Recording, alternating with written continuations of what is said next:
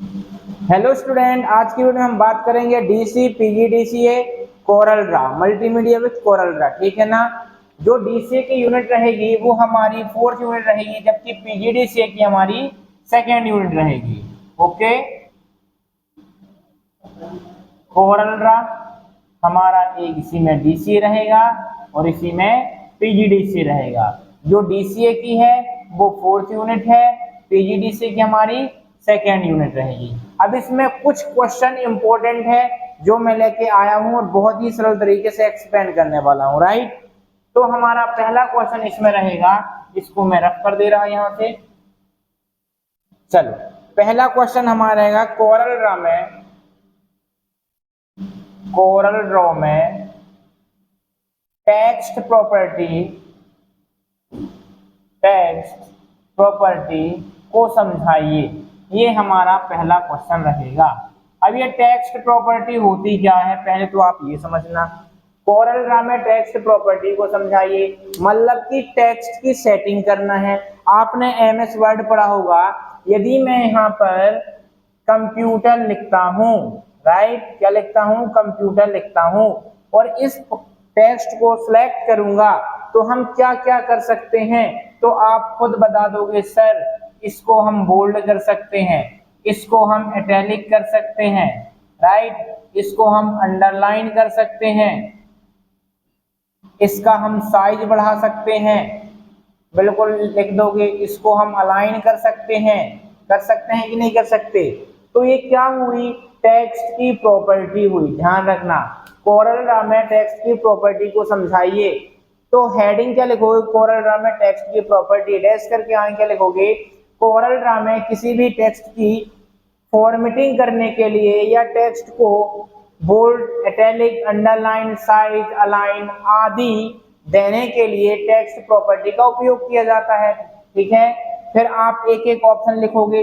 पहला क्या लिखोगे, बोल्ड, फिर हेडिंग के रूप में बोल्ड लिखना, डैश करके आगे क्या लिखोगे, कोरल ड्रा के अंदर सेलेक्ट किए हुए डेटा को हल्का हाईलाइट करने के लिए बोल्ड का उपयोग किया जाता है। इसके बाद इसी में क्या लिख दोगे, इटैलिक में क्या लिखोगे, कोरल ड्रा में टाइप किए हुए डेटा या सिलेक्ट किए हुए डेटा को हल्का तिरछा प्रदर्शित करने के लिए इटैलिक का प्रयोग करते हैं। ठीक है ना। इसके बाद इसी में क्या जाएगा हमारा, अंडरलाइन, साइज, अलाइन। इस प्रकार से आप कोरल ड्रा में टेक्स्ट प्रॉपर्टी को समझा सकते हैं। ठीक है ना। तो टेक्स्ट प्रॉपर्टी बहुत ही सरल है, बस आपको उसका कॉन्सेप्ट क्लियर करना है। सबसे पहले आप किसी भी क्वेश्चन को देखो तो उस क्वेश्चन का कॉन्सेप्ट क्लियर करो कि वो क्वेश्चन बोल क्या रहा है। ये कभी मत सोचो कि कोरल ड्रा में टेक्स्ट प्रॉपर्टी आगे कैसे यूज करेंगे, बिल्कुल ये घबराने की कोई जरूरत नहीं है। ठीक है ना। इसके बाद हम अगले क्वेश्चन की ओर चलते हैं। तो टेक्स्ट प्रॉपर्टी बहुत ही सिंपल है जो आप आसानी से लिख सकते हो। राइट, इसके बाद दूसरा क्वेश्चन है, कोरल ड्रा में import and export data, import and export data कैसे किया जाता है समझाइए। ठीक है, ये हमारा दूसरा क्वेश्चन है। अब यहाँ पर कोरल ड्रा में पहले मैं इंपोर्ट और एक्सपोर्ट का मतलब समझा दूं। डेटा क्या होता है, जो हमें कंप्यूटर स्क्रीन पर दिखता है, चाहे वो अल्फाबेटिक हो, न्यूमेरिकल हो, चाहे ग्राफिक्स हो। ठीक है ना, किसी भी प्रकार का हो, वो सब क्या कहलाता है, डेटा कहलाता है। अब इंपोर्ट और एक्सपोर्ट का मतलब समझें। यदि मैं कोरल ड्रा के अंदर एक पेज लेता हूं, ठीक है, इसमें मैं दो कंडीशन अप्लाई करता हूं। हमने कोरल ड्रा को ओपन करने के पहले नोटपैड को ओपन किया और नोटपैड के अंदर हमने एक फाइल का निर्माण किया। क्या किया, फाइल का निर्माण किया, और मैं उस फाइल का नाम युवा लिख दिया। मतलब कि कोरल ड्रा के अलग से मैंने एक एप्लीकेशन ओपन किया और वहां पर एक फाइल बनाया। इंपोर्ट का मतलब क्या होता है, लाना होता है, और एक्सपोर्ट का मतलब क्या होता है, ले जाना होता है। तो इंपोर्ट हेडिंग क्या लिखोगे, कोरल ड्रा में इंपोर्ट एंड एक्सपोर्ट, डैश करके क्या लिखोगे, कोरल ड्रा के अंदर किसी अदर एप्लीकेशन की फाइल को कोरल ड्रा के अंदर लाना इंपोर्ट कहलाता है, और कोरल ड्रा के अंदर जो हमारे द्वारा फाइल बनाई जाती है उस फाइल को बाहर ले जाना एक्सपोर्ट कहलाता है। ठीक है ना। अब यदि मैं इंपोर्ट करता हूं तो क्या करेंगे, सबसे पहले हम कोरल ड्रा में एक फाइल नोटबुक में एक फाइल बनाएंगे, उसको हम सेव कर देंगे। ठीक है ना। अब इंपोर्ट करने के लिए क्या करेंगे, हम फाइल मेन्यू में जाएंगे और इंपोर्ट ऑप्शन हमको मिलेगा, क्या मिलेगा, इंपोर्ट ऑप्शन, या फिर पेज में ही राइट क्लिक करना तो भी इंपोर्ट मिलेगा। जैसे ही इंपोर्ट में आप क्लिक करोगे तो इसका एक डायलॉग बॉक्स खुलेगा, उसमें पूछेगा कि आपको किस फाइल को इंपोर्ट करना है, तो आपको क्या लिखना है, युवा। आप जैसे युवा में क्लिक करेंगे और फिर आप कहां पर आ जाएंगे, कोरल ड्रा में, तो कोरल ड्रा में जैसे ही आएंगे तो आपको एक ऐसा सिंबल दिखेगा, और इस सिंबल को आप जैसे ही ड्रैग करेंगे तो युवा नाम की फाइल में जो भी लिखा रहेगा वो आपके सामने प्रदर्शित हो जाता है। इस प्रोसेस को इंपोर्ट कहा जाता है। ठीक है ना। और एक्सपोर्ट क्या होता है, एक्सपोर्ट का मतलब ये होता है, मान लो कि कोरल ड्रा के अंदर मैं एक बैनर बनाया, ठीक है, क्या बनाया, बैनर, यहाँ पर मैं लिख दिया DCA PGDCA, राइट। अब यहाँ पर मैंने क्या लिख दिया, यूनिट 4 सेमेस्टर 2 सभी इंपॉर्टेंट क्वेश्चन, राइट। तो ये क्या बन गई, मेरी एक फाइल बन गई। यदि मैं चाहता हूं केवल इसको एक्सपोर्ट करना है तो मैं इसको सिलेक्ट करूंगा, सिलेक्ट करने के बाद हम फाइल मेन्यू में जाएंगे या यहीं पर राइट क्लिक कर देंगे तो हमको किसका ऑप्शन मिल जाएगा, एक्सपोर्ट का मिलेगा। जैसे ही एक्सपोर्ट में क्लिक करेंगे तो डायलॉग बॉक्स खुलेगा, फिर पूछेगा कि इस फाइल को हमको किस नाम से एक्सपोर्ट करना है, तो मैं लिख दे रहा यहाँ पर कोरल ड्रा, किस नाम से, कोरल ड्रा नाम से इसको फाइल को एक्सपोर्ट करना है। जैसे ही हम सेव करेंगे तो ये फाइल एक्सपोर्ट हो जाती है जिस लोकेशन में हम सेव करना चाहते हैं। ठीक है ना। तो कोरल ड्रा में इंपोर्ट एंड एक्सपोर्ट को कैसे किया जाता है समझाइए। सीधा फंडा है, इंपोर्ट मतलब होता है लाना और एक्सपोर्ट का मतलब होता है ले जाना। किसी अन्य एप्लीकेशन की फाइलों को कोरल ड्रा के अंदर लाना इंपोर्ट कहलाता है, और कोरल ड्रा के अंदर बनी फाइलों को बाहर ले जाना एक्सपोर्ट कहलाता है, राइट। ओके, इसके बाद हम थर्ड क्वेश्चन यहाँ पर देखने का प्रयास कर रहे हैं कि थर्ड क्वेश्चन क्या कह रहा है। चलो ठीक है, अब यहाँ पर थर्ड क्वेश्चन की बात करते हैं। हम थर्ड क्वेश्चन की जैसे ही बात करते हैं तो यहाँ पर मैं सभी क्वेश्चनों का एक समूह बता दे रहा हूँ। फॉर्मेट टेक्स्ट, फॉर्मेट टेक्स्ट को समझाइए, फॉर्मेट टेक्स्ट को समझाइए।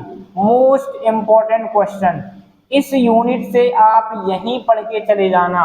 यदि आपने आज तक कोरल ड्रा नहीं पढ़ा है तो फॉर्मेट टेक्स्ट को समझाइए, ये पढ़ लेना, आपको एक न एक टिप्पणी आ जाएगी। 1 मिनट।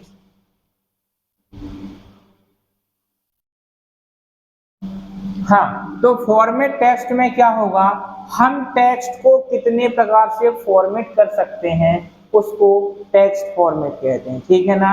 अब इसकी हेडिंग क्या लिखोगे फॉर्मेट टेक्स्ट की, आप लिखना हेडिंग फॉर्मेट टेक्स्ट, डैश करके आगे लिखना कोरल ड्रा में हमारे द्वारा टाइप किए हुए डेटा को हम अलग अलग तरीके से सजा सकते हैं, उसे फॉर्मेट टेक्स्ट कहते हैं, जो निम्न प्रकार से। ठीक है ना। फॉर्मेट टेक्स्ट का डायलॉग बॉक्स आप कैसे ओपन करोगे, आप टेक्स्ट मेन्यू में जाना, टेक्स्ट मेन्यू में जैसे जाओगे तो आपके सामने फॉर्मेट टेक्स्ट का ऑप्शन मिलेगा, किसका, फॉर्मेट टेक्स्ट का, जिसमें क्लिक करते ही आपके सामने एक डायलॉग बॉक्स ओपन हो जाएगा। क्या हो जाएगा, एक डायलॉग बॉक्स ओपन हो जाएगा ऐसे, और इस डायलॉग बॉक्स में आपको टैब मिलेंगी। ओके, पहला रहेगा अपना कैरेक्टर, क्या रहेगा, कैरेक्टर फॉर्मेट, ठीक। इसके बाद दूसरा इसी में रहेगा हमारा, अच्छा कैरेक्टर फॉर्मेट में हम क्या क्या चला सकते हैं, थोड़ा सा इसको भी देखते हैं। तो कैरेक्टर में हम फॉन्ट का साइज, फॉन्ट साइज, ओके, इसी में और हम स्टाइल दे सकते हैं, क्या दे सकते हैं, स्टाइल, इसी में हम अंडरलाइन दे सकते हैं, ओके, और इसमें अपन ओवरलाइन, ओवरलाइन, इसी को हम अपर केस दे सकते हैं, लोअर केस दे सकते हैं, ऐसे बहुत सारे ऑप्शन होते हैं। ठीक है, अभी मैं सारी चीजें समझा रहा हूँ, बस देखते चलना। ठीक है, लिखना कैसे है वो भी देखते चलो। इसके बाद आता है हमारा paragraph. Paragraph format. Paragraph format में हम क्या क्या कर सकते हैं, जैसे हो गया स्पेसिंग, स्पेसिंग हो गया, इंडेंट हो गया। ठीक है, और इसी में जाता है टेक्स्ट डायरेक्शन, टेक्स्ट डायरेक्शन, और इसी में जाएगा ओरिएंटेशन। राइट, इसके बाद तीसरा इसी में देखो टैब, चौथा जाएगा कॉलन, पांचवा इसी में आ जाएगा इफेक्ट। क्या जाएगा? इफेक्ट। अब इफेक्ट में हम क्या क्या देख सकते हैं, इसमें आ सकता है फॉन्ट, सिंबल, ठीक है, और इसमें आ जाएगा कलर। अब थोड़ा समझने का प्रयास करना, यदि मैं बोलता हूं फॉर्मेट टेक्स्ट को समझाइए, तो आप, मैंने डेफिनेशन बता दिया, आप जैसे टेक्स्ट मेन्यू में जाओगे, फॉर्मेट टेक्स्ट में क्लिक करोगे, तो यहाँ पर कैरेक्टर फॉर्मेट, पैराग्राफ फॉर्मेट, ऐसे टैब में लिखा होगा, टैब, ठीक है, कॉलन, फिर यहाँ पर इफेक्ट, ऐसे लिखा रहेगा। जिसमें भी आप क्लिक करोगे सबकी सेटिंग ओपन हो जाएगी। ठीक है, कैरेक्टर फॉर्मेट में आप फॉन्ट का साइज घटा सकते हैं, बढ़ा सकते हैं, फॉन्ट का स्टाइल दे सकते हैं। फॉन्ट के नीचे, मतलब यहाँ पर यदि मैं युवा लिखा हूँ, तो इस युवा के नीचे हम एक लाइन दे सकते हैं, जिसको अंडरलाइन कहते हैं। ओवरलाइन मतलब जो टेक्स्ट लिखा है, इस टेक्स्ट के ऊपर एक लाइन देना ओवरलाइन कहलाता है। अपर केस का मतलब ये होता है कि जो हम लिखे हैं उसको कैपिटल वर्ड में लिखते हैं, वो अपर केस होता है। राइट, बात करते हैं पैराग्राफ फॉर्मेट की। तो पैराग्राफ में हम क्या करेंगे, लाइन स्पेसिंग कर सकते हैं।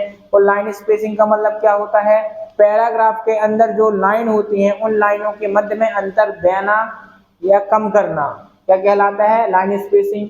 इसी प्रकार इंडेंट कर सकते हैं, इंडेंट, लेफ्ट इंडेंट और राइट इंडेंट। ठीक है, टेक्स्ट की डायरेक्शन, यदि अभी ये युवा लिखा है तो मैं युवा को ऐसे लिख सकता हूँ। ठीक है, 90 डिग्री में लिख सकता हूँ, 270 डिग्री में लिख सकता हूँ, जो भी आप चाहो वो दे सकते हैं। ओरिएंटेशन का मतलब क्या होता है, जो हमारा पेज होता है, पोर्ट्रेट भी हो सकता है और लैंडस्केप भी हो सकता है। इसी प्रकार टेप, कॉलम और इफेक्ट भी आता है। राइट, तो ये होता है हमारा तीसरा क्वेश्चन, जो कि आपको आपकी बुक में अलग अलग होगा, और मैंने आपको बता दिया कि ये सारा क्वेश्चन कैसे आपको करना होता है। ठीक है ना। इसके बाद इसी में अगला क्वेश्चन, चौथा क्वेश्चन देखते हैं।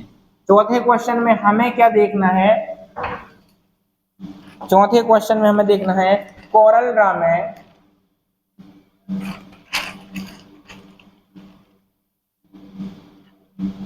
कोरल ड्रा में क्विक करेक्ट से आप क्या समझते हैं, से आप क्या समझते हैं। ठीक है, अब इसको कैसे समझेंगे। क्विक करेक्ट का मतलब क्या होता है, जो भी हम कुछ लिखते हैं ना, उसको करेक्ट कर देना क्विक करेक्ट कहलाता है। अब इसमें भी अनेक अनेक प्रकार के होते हैं, जैसे अपर केस हुआ, लोअर केस हुआ, ठीक है, और इसमें टॉगल केस हुआ, कैपिटलाइज ईच वर्ड हुआ, मतलब जो सेंटेंस केस में हुए थे वो सारे यहाँ पर अपने आ जाएंगे। ठीक है, और पांचवा इसी में आप लेंस इफेक्ट देख लेना। क्या देख लेना, लेंस इफेक्ट देख लेना। ओके, तो इस वीडियो में बस 5 ही क्वेश्चन हैं, लेकिन आपके बुक में बहुत सारी टूल्स हैं, आप सभी टूल्सों को एक बार पढ़ लेना, क्योंकि इस साल का पेपर थोड़ा घुमा फिरा के पूछ रहा है। ठीक है ना, तो इस वीडियो में बस इतना ही। वीडियो पसंद आए तो लाइक करें, शेयर करें, सब्सक्राइब करें। धन्यवाद।